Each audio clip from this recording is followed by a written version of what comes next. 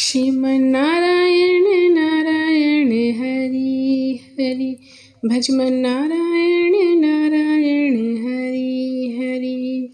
प्रभु की लीला न्यारी न्यारी, हरि हरि बोलो नारायण नारायण हरि हरि।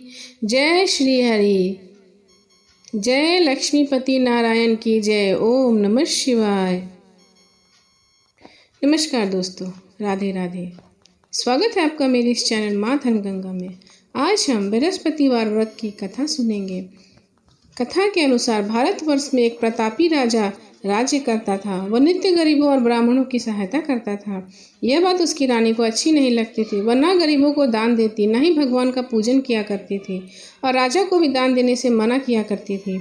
एक दिन राजा शिकार खेलने को गए तो रानी महल में अकेली थी। उसी समय बृहस्पति देव साधु के वेश में राजमहल में भिक्षा के लिए गए और भिक्षा मांगी तो रानी ने भिक्षा देने से इनकार किया और कहा, हे साधु महाराज, मैं दान पुण्य से तंग आ गई हूँ। मेरा पति सारा धन लुटाते रहता है। मेरी इच्छा है कि हमारा सब धन नष्ट हो जाए, फिर ना रहेगी बांस न बजेगी बांसुरी। साधु ने कहा, हे देवी, तुम बड़ी विचित्र हो। धन संतान तो सभी चाहते हैं, पुत्र और लक्ष्मी तो पापी के घर भी होने चाहिए। यदि तुम्हारे पास अधिक धन है तो भूखों को भोजन कराओ, प्यासों के लिए प्याव बनवाओ, मुसाफिरों के लिए धर्मशाले खुलवाओ। जो निर्धन अपनी कुंवारी कन्याओं का विवाह नहीं कर सकते उनका विवाह करा दो। ऐसा और कई काम करो जिनके तुम्हारा यश परलोक में फैले। परंतु रानी पर उस उपदेश का कोई प्रभाव न पड़ा। वह बोली, महाराज, आप मुझे कुछ न समझे। मैं ऐसा धन नहीं चाहती जो हर जगह बांटती फिरूं। साधु ने उत्तर दिया, यदि तुम्हारी ऐसी इच्छा है तो तथास्तु। तुम ऐसा करना, बृहस्पति को घर पीली मिट्टी से अपना सर धोना, घर को लीपना, स्नान करना, भट्टी चढ़ाकर कपड़े धोना। ऐसा करने से आपका सारा धन नष्ट हो जाएगा। इतना कहकर साधु महाराज वहां से चले गए। साधु के अनुसार कई बातों पर पूरा करते हुए रानी को केवल 3 बृहस्पति वही बीते थे। उसकी समस्त धन नष्ट हो गई। भोजन के लिए राजा का परिवार तरसने लगा। एक दिन राजा ने रानी से बोला, हे रानी, तुम यहीं रहो, मैं दूसरे देश को जाता हूँ, क्योंकि यहाँ पर कोई मुझे काम नहीं देगा, इसलिए मैं छोटा कार्य नहीं कर सकता। ऐसा कहकर राजा प्रदेश चला गया। वहाँ वह जंगल से लकड़ी काट कर लाता और शहर में बेचता। इस तरह वह अपना जीवन व्यतीत करने लगा। इधर राजा के प्रदेश जाती रानी और दासी दुखी रहने लगी। एक बार जब रानी और दासी को 7 दिन तक बिना भोजन के रहना पड़ा तो रानी ने अपनी दासी से कहा, हे दासी, पास ही नगर में मेरी बहन रहती है, वह बड़ी धनवान है, तो उसके पास जाओ और कुछ ले आ, ताकि थोड़ा बहुत गुजर बसर हो जाए। दासी रानी की बहन के पास गई। उस दिन गुरुवार था और रानी की बहन उस समय बृहस्पति व्रत की कथा सुन रही थी। दासी ने रानी की बहन को अपना रानी का संदेश दिया, लेकिन रानी की बड़ी बहन ने कोई उत्तर नहीं दिया। जब दासी को रानी की बहन से कोई उत्तर न मिला तो वह बहुत दुखी और क्रोध भी आया। दासी ने वापस आकर रानी को सारी बात बता दी। सुनकर रानी ने अपने भाग्य को कोसा। उधर रानी की बहन ने सोचा, मेरी बहन की दासी आई थी, परंतु मैंने उससे कुछ नहीं बोला, इससे वह दुखी हुई होगी। कथा सुनकर और पूजन समाप्त करके वह अपनी बहन के घर आई और कहने लगी, हे बहन, मैं बृहस्पतिवार का व्रत कर रही थी। तुम्हारी दासी मेरे घर आई थी, परंतु जब तक कथा होती है तब तक न उठते और न ही बोलते हैं, इसलिए मैं नहीं बोली। कहो दासी क्यों गई थी? रानी बोली, बहन, तुमसे क्या छुपा, हमारे घर में खाने तक को अनाज नहीं है। ऐसा कहते कहते वह रोने लगी। उसने दासी समेत पिछले 7 दिनों तक भूखे रहने की बात अपनी बहन को बताया। रानी की बहन बोली, देखो, भगवान बृहस्पति देव की मनोकामना से तुम्हारे घर में कुछ रखा हो। पहले तो रानी को विश्वास नहीं हुआ, पर बहन के आग्रह करने पर उसने अपनी दासी को अंदर भेजा तो उसे सचमुच अनाज से भरा एक घड़ा मिला। यह देखकर दासी को बड़ी हैरानी हुई। दासी रानी से कहने लगी, हे रानी, जब हमको भोजन नहीं मिलता तो हम व्रत ही तो करते हैं, इसलिए क्यों न इस व्रत और कथा की विधि पूछ ली जाए, ताकि हम भी व्रत कर सकें। तब रानी ने अपने बहन से बृहस्पति व्रत के बारे में पूछा। उसकी बहन ने बताया, बृहस्पतिवार के व्रत के दिन चने की दाल और मुनक्का से विष्णु भगवान का केले की जड़ में पूजन करें तथा दीपक जलाएं, व्रत कथा सुने और पीला भोजन ही करें। इससे बृहस्पति देव प्रसन्न होते। व्रत और पूजन विधि बताकर रानी की बहन अपने घर को लौट गई। 7 दिन के बाद गुरुवार आए तो रानी और दासी ने व्रत रखा। घुड़साल से जाकर चना और गुड़ ले आई और उससे फिर केले की जड़ तथा विष्णु भगवान का पूजा किया। अब पीला भोजन कहाँ से आए, इस बात को लेकर दोनों बड़ी दुखी थे। चूंकि उन्होंने व्रत रखा था इसलिए बृहस्पति देव उनसे प्रसन्न थे, इसलिए वे एक साधारण व्यक्ति के रूप में 2 सुंदर थालों में पीला भोजन दासी को दे गए। भोजन पाकर दासी प्रसन्न हुई और फिर रानी के साथ मिलकर भोजन किया। उसके बाद वे सभी गुरुवार को व्रत और पूजन करने लगे। बृहस्पति भगवान की कृपा से उनके पास फिर से धन संपत्ति आ गई। परंतु रानी फिर से पहले की तरह आलस्य करने लगी। तब दासी बोली, देखो रानी, तुम पहले भी इस प्रकार आलस्य करती थी। तुम्हें धन रखने में कष्ट होता था, इस कारण सभी धन नष्ट हो गया। अब जब भगवान बृहस्पति की कृपा से हमें धन मिला है तो तुम्हें फिर आलस होता है। रानी को समझाते हुए दासी कहती है कि बड़ी मुसीबतों के बाद हमने धन पाया है, इसलिए हमें दान पुण्य करना चाहिए और धन को शुभ कार्यों में खर्च करना चाहिए, जिससे तुम्हारा कुल का यश बढ़ेगा, स्वर्ग की प्राप्ति होगी, पितृ प्रसन्न होंगे। दासी की बात मानकर रानी अपना धन शुभ कार्यों में खर्च करने लगी, जिससे पूरे नगर में उसका यश फैलने लगा। बृहस्पति व्रत कथा के बाद श्रद्धा के साथ आरती किया करती थी और उसके बाद सबको प्रसाद बांटा करती थी। एक दिन राजा दुखी होकर जंगल में एक पेड़ के नीचे आसन जमाकर बैठा था। वह अपनी दशा को याद करके व्याकुल होने लगा। बृहस्पति का दिन था। एकाएक उसने देखा निर्जन वन में एक साधु प्रकट हुए। वह साधु वेश में बृहस्पति देव थे। लकड़हारे के सामने आकर बोले, हे लकड़हारे, इस सुनसान जंगल में तू किस चिंता में बैठा है? लकड़हारे ने दोनों हाथ जोड़कर प्रणाम किया और उत्तर दिया, महात्मा जी, आपसे सब कुछ जानते मैं क्या कहूँ। यह कहकर वह रोने लगा और साधु की अपनी आत्मकथा सुनाई। महात्मा जी कहने लगे, तुम्हारी स्त्री ने बृहस्पति के दिन बृहस्पति भगवान का निरादर किया, जिसके कारण वह रुष्ट हो गए। उन्होंने तुम्हारी ये दशा कर दी। अब तुम चिंता को ना करो, मेरे कहने पर चलो, मैं तो तुम्हारे सब कष्ट दूर हो जाएंगे और भगवान पहले से भी अधिक संपत्ति तुम्हें देंगे। बृहस्पति के दिन कथा किया करो। 2 पैसे के चने मुनक्का लाकर उसका प्रसाद बनाओ और शुद्ध जल से लोटे में शक्कर मिलाकर अमृत तैयार करो।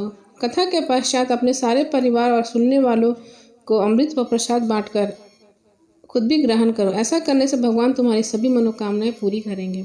साधु के ऐसे वचन सुनकर लकड़हारा बोला, हे प्रभु, मुझे लकड़ी बेचकर इतना पैसा नहीं मिलता जिससे भोजन के उपरांत कुछ बचा सकूं। मैं रात्रि में मैंने अपनी स्त्री को व्याकुल देखा। मेरे पास कुछ भी नहीं जिससे मैं उसकी खबर मंगा सकूं। साधु ने कहा, हे लकड़हारे, तुम किसी बात की चिंता मत करो। बृहस्पति के दिन तुम रोजाना की तरह लकड़ियां लेकर शहर को जाओ। तुमको रोज से दुगना धन प्राप्त होगा, जिससे तुम भली भांति भोजन कर लोगे तथा बृहस्पति देव की पूजा का सामान भी आ जाएगा। इतना कहकर साधु अंतर ध्यान हो गया। धीरे धीरे समय व्यतीत होने पर वही बृहस्पतिवार का दिन आया। लकड़हारा जंगल से लकड़ी काटकर किसी शहर में बेचने गया। उसे उस दिन से अधिक पैसे मिले। राजा ने गुड़ चना लाकर गुरुवार का व्रत किया। उस दिन से उसके सभी शरीर क्लेश दूर हो गए। परंतु जब दोबारा गुरुवार आया तो वह बृहस्पतिवार का व्रत करना भूल गए। इस कारण बृहस्पति भगवान नाराज हो गए। उस दिन राजा ने विशाल योग का आयोजन किया तथा शहर में यह घोषणा करा दी, कोई भी मनुष्य अपने घर भोजन न बनावे, न आग जलावे। समस्त जनता मेरे घर भोजन करने आए। इस आज्ञा को जो न मानेगा उसे फांसी की सजा दी जाएगी। इस तरह की घोषणा संपूर्ण नगर में करवा दी गई। राजा की आज्ञा अनुसार शहर के सभी लोग भोजन करने गए, लेकिन लकड़हारा कुछ देरी से पहुंचा। इसलिए राजा उसको अपने साथ घर लिवा गया और ले जाकर भोजन करा रहे तो रानी की दृष्टि उस खूंटी पर पड़ी जिस पर उसका हाथ लटका हुआ था। वह वहां ना दिखाई दिया। रानी ने निश्चय किया कि मेरा हार इस मनुष्य ने चुरा लिया। उसी समय सिपाहियों को बुलाकर उसको कारागार में डलवा दिया। जब लकड़हारा कारागार में पड़ गया तो बहुत दुखी होकर विचार करने लगा, ना जाने कौन से पूर्व जन्म के कर्म से मुझे यह दुख प्राप्त हुआ है, और उसी साधु को याद करने लगा जो जंगल में मिला था। उसी समय तत्काल बृहस्पति साधु के रूप में प्रकट हुए। उसकी दशा देखकर कहने, अरे मूर्ख, तूने बृहस्पति देव की कथा नहीं करी, इस कारण तुझे दुख प्राप्त हुआ है। अब चिंता मत कर। बृहस्पतिवार के दिन कारागार में दरवाजे पर 4 पैसे पड़े मिलेंगे। उनसे तो बृहस्पति देव की पूजा करना, तो तेरे सभी कष्ट दूर हो जाएंगे। बृहस्पतिवार के दिन उसे 4 पैसे मिले। लकड़हारे ने कथा कही। उसी रात्रि को बृहस्पति देव ने उस नगर के राजा को स्वप्न में कहा, हे राजा, तुमने जिस आदमी को कारागार में बंद किया वे निर्दोष है, वह राजा है, उसे छोड़ देना। रानी का हार उसी खूंटी पर टंगा है। अगर तू ऐसा नहीं करेगा तो मैं तेरे राज्य को नष्ट कर दूंगा। इस तरह रात्रि में स्वप्न को देखकर राजा प्रातः काल उठा और खूंटी पर हार देकर लकड़हारे को बुलाकर क्षमा मांगी था। लकड़हारे को योग्य वस्त्र आभूषण देकर विदा किया। बृहस्पति देव के आज्ञा अनुसार लकड़हारा अपने नगर को चल दिया। राजा जब अपने नगर के निकट पहुंचा तो बड़ा आश्चर्य हुआ। नगर में पहले से अधिक बाग, तालाब, कुएं तथा बहुत सी धर्मशालाएं, मंदिर आदि बन गए थे। राजा ने पूछा, यह किसका बाग और धर्मशाला है? तब नगर के सब लोग कहने लगे, यह रानी और बांदी के हैं। तो राजा को बड़ा आश्चर्य हुआ और गुस्सा भी आया। जब रानी ने यह खबर सुनी कि राजा आ रहे हैं तो उन्होंने दासी से कहा, हे दासी, देख राजा हमको कितनी बुरी हालत में छोड़ गए थे। हमारी ऐसी हालत देखकर वह लौट न जाए, इसलिए तू दरवाजे पर खड़ी हो जा।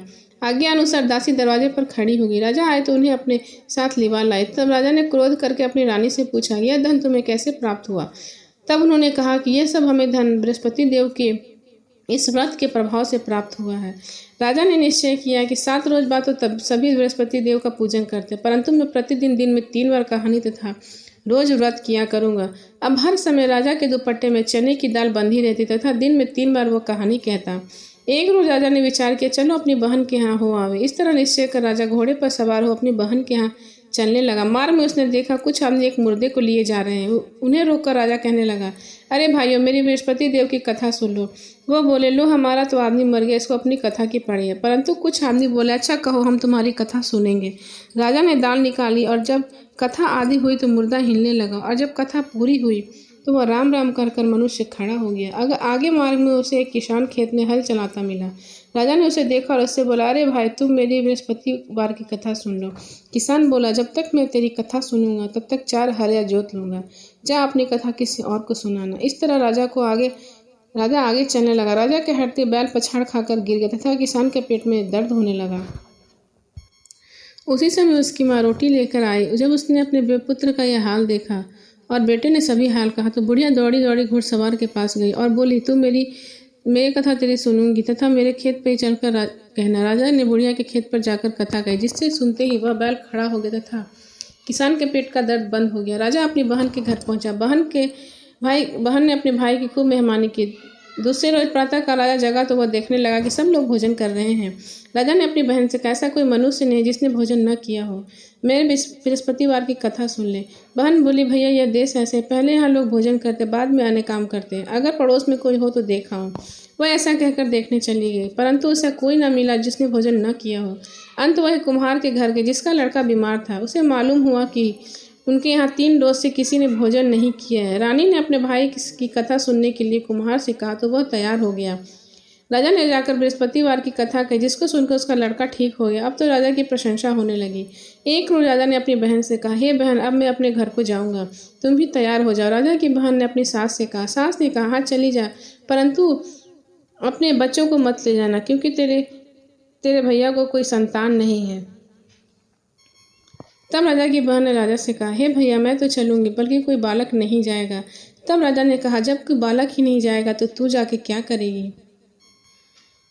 फिर राजा अपने महल को आया, बिना कुछ कहे बिना कुछ खाए पिए सो गया। प्रातःकाल उठकर उस राजा ने अपनी रानी से कहा, हे रानी, हम निर्वंशी राजा, हमारा मुख किसी को देखने का नहीं है, हमें कोई संतान नहीं है। तब रानी ने कहा, हे राजा, हमें बृहस्पति भगवान ने सब कुछ दिया, हमें संतान भी अवश्य देंगे। तब राजा ने कहा, मेरी बहन आवे तो उसे कुछ न कहना। 9 महीने बाद रानी को एक बहुत ही सुंदर पुत्र पैदा हुआ। तब राजा ने कहा, मेरी बहन आवे तो उसे कुछ न कहना। बहन ने जब खबर सुनी कि राजा को पुत्र हुआ है तो वो संदेश लेकर अपने भाई के घर आई। तो रानी ने कहा, घोड़ा चढ़कर नहीं आए, गधा चढ़कर आई। तो राजा की बहन ने कहा, भाभी, बृहस्पति देव ऐसे ही है, जिसके मन में जो मनोकामनाएं होती वैसे वो पूर्ण करते हैं। मैं ऐसा ना कहती तो तुम्हें बृहस्पति देव पुत्र कैसे देते। बृहस्पति भगवान सबके कष्ट को दूर करते हैं और सबकी मनोकामनाएं पूर्ण करते हैं। बोलो विष्णु भगवान की जय।